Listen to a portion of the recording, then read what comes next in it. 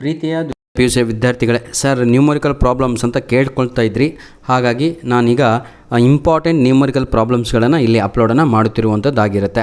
ಆಯಿತಾ? ಇದು ಯಾವ ಪಾಠದಿಂದ ಅಂದರೆ ಎಲೆಕ್ಟ್ರಿಕ್ ಚಾರ್ಜಸ್ ಆ್ಯಂಡ್ ಫೀಲ್ಡ್ಸ್ ಅಂತ ನಿಮಗೆ ಚಾಪ್ಟರ್ 1 ಇದೆ ಅಲ್ವಾ ಫಿಸಿಕ್ಸಲ್ಲಿ, ಆ ಪಾಠದಿಂದ ನ್ಯೂಮರಿಕಲ್ ಪ್ರಾಬ್ಲಮ್ಸ್ಗಳನ್ನು ಇಲ್ಲಿ ಅಪ್ಲೋಡನ್ನು ಮಾಡುತ್ತಿರುವಂಥದ್ದಾಗಿರುತ್ತೆ. ಇದು ಎಕ್ಸಾಮಲ್ಲಿ ನಿಮಗೆ 5 ನ್ಯೂಮರಿಕಲ್ ಪ್ರಾಬ್ಲಮ್ಸ್ಗಳನ್ನು ಕೇಳ್ತಾರೆ. 5ರಲ್ಲಿ ಯಾವುದಾದ್ರೂ 2ಕ್ಕೆ ತಾವುಗಳು ಉತ್ತರವನ್ನು ಅಲ್ಲಿ ಬರೀಬೇಕಾಗಿರುತ್ತೆ. ಹಾಗಾಗಿ 2ಕ್ಕೆ 2 ಕರೆಕ್ಟಾಗಿ ಉತ್ತರವನ್ನು ಬರೀರಿ ಸರ್. ಇನ್ನು 3ನೇದು ಇಟ್ಕೊಂಡು ಮತ್ತೆ ಟೈಮ್ ಪಾಸ್ ಮಾಡುವ ಅವಶ್ಯಕತೆ ಇರಲ್ಲ. ಡೌಟ್ ಇದ್ದರೆ ಮಾತ್ರ 3rd ಒನ್ ಅಟೆಂಡ್ ಮಾಡಿ. 5 ಮಾಡೋದ್ರಿಂದವೂ ಉಪಯೋಗವಿಲ್ಲ, 2 ಕನ್ಸಿಡರ್ಡ್ ಮಾಡಲಾಗತ್ತೆ. ನೆಕ್ಸ್ಟು, ಹಾಗಿದ್ರೆ ಸರ್ ಯಾವ ಪಾಠದಿಂದ ಈ ಸಲ ನ್ಯೂಮರಿಕಲ್ ಪ್ರಾಬ್ಲಮ್ಸ್ ಬರಬಹುದು? ಈಗಾಗಲೇ ನಾನು ಒಂದು ವಿಡಿಯೋದಲ್ಲಿ ತಿಳಿಸಿದ್ದೀನಿ. ಆದರೂ ಕೂಡ ಕೆಲವೊಬ್ಬರು ಆ ವಿಡಿಯೋಗಳನ್ನು ವಾಚ್ ಮಾಡಿರಲ್ಲ ಅಥವಾ ಸಬ್ಸ್ಕ್ರೈಬ್ ಮಾಡ್ಕೊಂಡಿರಲ್ಲ. ಇದೇ ವಿಡಿಯೋ ನೋಡುತ್ತಿರೋರಿಗೆ ಏನು ಗೊತ್ತಾಗಲ್ಲ. ಹಾಗಾಗಿ 90% ಚಾನ್ಸಸ್ ಇದೆ ನಿಮ್ಮ ಚಾಪ್ಟರ್ 7 ಆಲ್ಟರ್ನೇಟಿಂಗ್ ಕರೆಂಟ್ ಅಂತ ಒಂದು ಚಾಪ್ಟರ್ ಇದೆ ನಿಮಗೆ.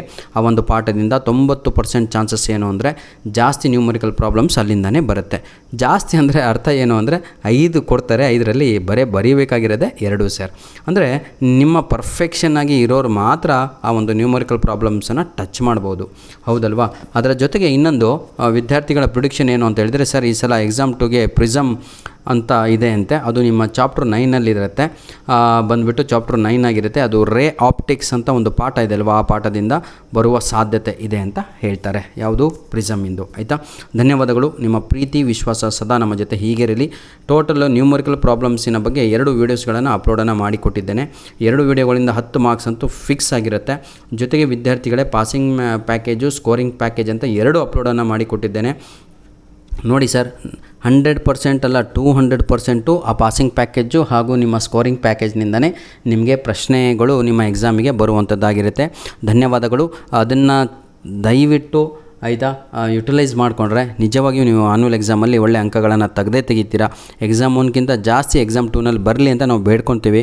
ಕಡಿಮೆ ಬಂದರೂ ಟೆನ್ಷನ್ ತಗೋಬೇಡಿ. ಯಾಕಂದರೆ ಬೆಸ್ಟ್ ಯಾವುದಿದೆಯೋ ಅಂಕಗಳನ್ನು ಅದನ್ನೇ ಸೆಲೆಕ್ಟ್ ಮಾಡಿಕೊಳ್ಳುತ್ತಾರೆ. ಬೆಸ್ಟ್ ಅಂತ ಹೇಳಿದರೆ ಹೈಯೆಸ್ಟ್ ಯಾವುದಿದೆಯೋ ಆ ಮಾರ್ಕ್ಸನ್ನು ಸೆಲೆಕ್ಟ್ ಮಾಡಿಕೊಳ್ಳುತ್ತೆ. ಆಯಿತಾ? ಧನ್ಯವಾದಗಳು. ಜೊತೆಗೆ ಇನ್ನೊಂದು ಮುಖ್ಯವಾದ ವಿಷಯ ವಿದ್ಯಾರ್ಥಿಗಳೇ, ಯಾವುದು ಕೆಮಿಸ್ಟ್ರಿ ಕೂಡ ಅಷ್ಟೇ ಈಗಾಗಲೇ ಅಪ್ಲೋಡ್ ಸಂಪೂರ್ಣವಾಗಿ ಆಗಿದೆ. ಬಯೋ ಬರೀತಾ ಇದ್ದರೆ ಅದು ಕೂಡ ಮಾಡಿಕೊಟ್ಟಿದ್ದೇವೆ.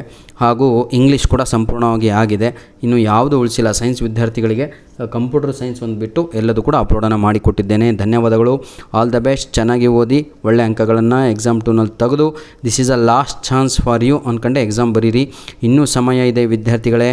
ಫಿಸಿಕ್ಸು, ಕೆಮಿಸ್ಟ್ರಿ, ಬಯೋ ಓದುವವರಿಗೆ ಇನ್ನೂ ಸಮಯ ಇದೆ. ರಾತ್ರಿ ಹಗಲು ಕೂತ್ಕೊಂಡ್ರೆ ಆಯಿತಾ 1 ಡೇ ಅಂತ ಇದ್ರೆ ಅಷ್ಟೇ ನೀವು ಗ್ಯಾಪು. ರಾತ್ರಿ ಎಲ್ಲ ಕೂತ್ಕೊಂಡು ಕೆಲಸ ಮಾಡಿದರೆ 2 ಡೇ ಆಗುತ್ತೆ ಓದಲಿಕ್ಕೆ ಸಮಯ.